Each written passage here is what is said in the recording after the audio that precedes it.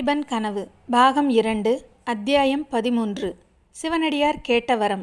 நான் மீனாட்சி. கடந்த அத்தியாயத்தில் சிவனடியார் சோழமண்டல ராணி அருள்மொழி தேவியை சந்தித்து பேசிக்கிட்டு இருந்தார்.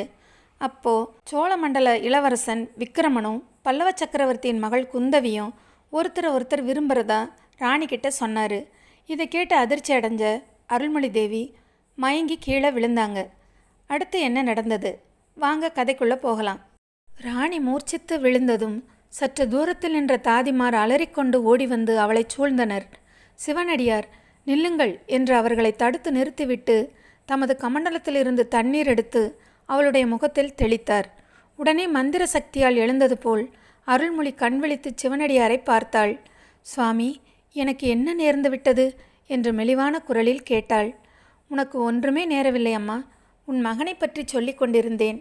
அவனுக்கு ஒரு குறையும் நேராது என்றும் நிச்சயம் திரும்பி வருவான் என்றும் சொன்னேன் என்றார் சிவனடியார். அருள்மொழி சற்று சிந்தனையில் ஆழ்ந்திருந்து விட்டு, இல்லை, ஏதோ ரொம்பவும் வேதனை தரும் செய்தி ஒன்றை சொன்னீர்கள் என்றாள். சக்கரவர்த்தியின் மகளை உன் மகன் பார்க்க நேர்ந்தது என்று கூறினேன். அந்த செய்தி உனக்கு சந்தோஷம் அளிக்கும் என்று எண்ணினேன். ஆமாம், நினைவு வருகிறது.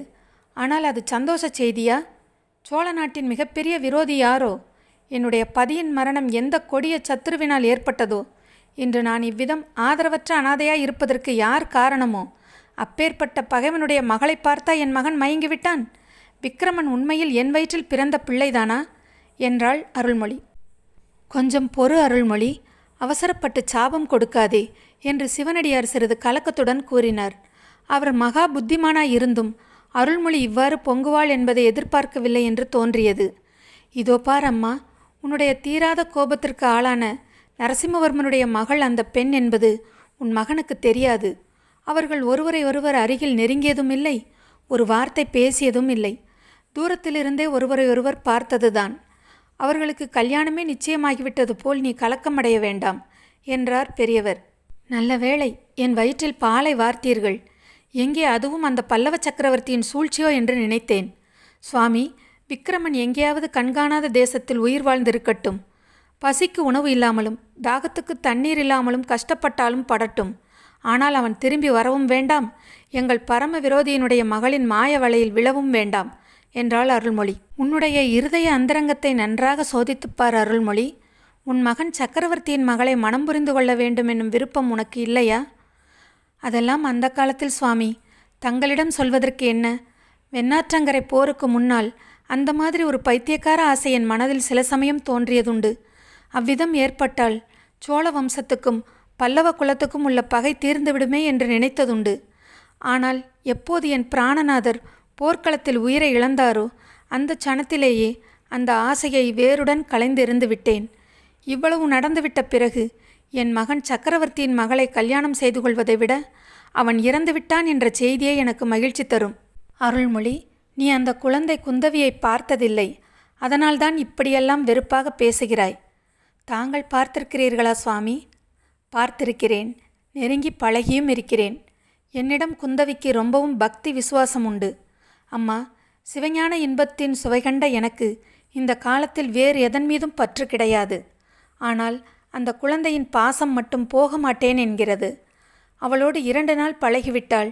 நீயும் அவ்விதம்தான் அவளிடம் பாசம் வைப்பாய் என்றார் சிவனடியார். வேண்டாம், எனக்கு ஒருவரையும் இனிமேல் பார்க்க வேண்டாம், பழகவும் வேண்டாம். இந்த உலகை விட்டு சென்ற என் பதியை மீண்டும் அடையும் நாளை நான் எதிர்நோக்கி கொண்டிருக்கிறேன்.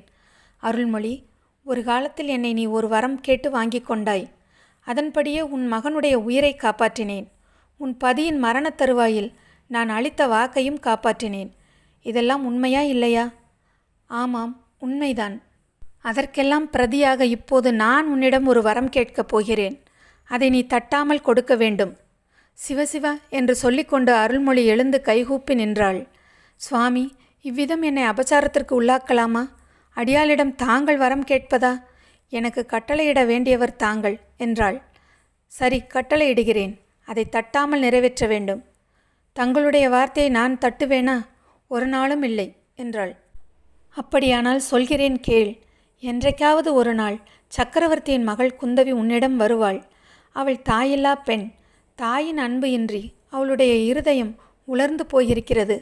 அதனால்தான் அம்மா எனக்கு கூட அவள் மேல் அவ்வளவு பாசம். அந்த குழந்தை உன்னிடம் வரும்போது அவளை நீ நிராகரிக்காதே. அன்புடன் உன் மகளைப் போல் ஏற்றுக்கொள். உன் மனப்புண் ஆற்றுவதற்கும் அது அனுகூலமாயிருக்கும் என்றார் சிவனடியார். அவருடைய கனிவு ததும்பிய குரலும் வார்த்தைகளும் அருள்மொழியின் மனதை உருக்கிவிட்டன. தங்கள் ஆணைப்படி நடக்க முயற்சி செய்கிறேன் சுவாமி. ஆனாலும் எங்கள் குலத்துக்கே ஜன்ம சத்துருவான ஒருவருடைய மகளிடம் நான் எப்படி அன்பு செலுத்துவது? தந்தை செய்த தீங்குக்காக மகளை வெறுப்பது என்ன நியாயம் அம்மா? மேலும் இன்னொரு விஷயம் சொல்கிறேன் கேள். உன் மகனுடைய உயிரை காப்பாற்றும் விஷயத்தில் குந்தவிதான் எனக்கு மிகவும் ஒத்தாசையாக இருந்தாள். விக்கிரமனுக்கு மரண தண்டனை நேராமல் தடுப்பதற்கு அவள் எவ்வளவு பிரயத்தனம் செய்தாள் தெரியுமா?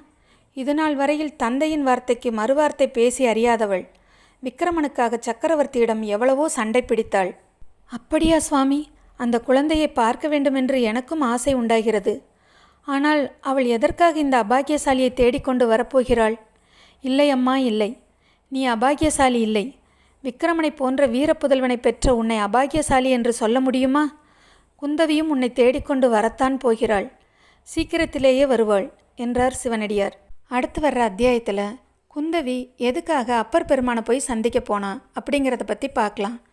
இதுவரைக்கும் என்னோடய சேனலை சப்ஸ்கிரைப் பண்ணவங்க எல்லாருக்கும் ரொம்ப நன்றிங்க. தொடர்ந்து கதையை கேளுங்க. சப்ஸ்கிரைப் பண்ணி சப்போர்ட் பண்ணுங்கள்.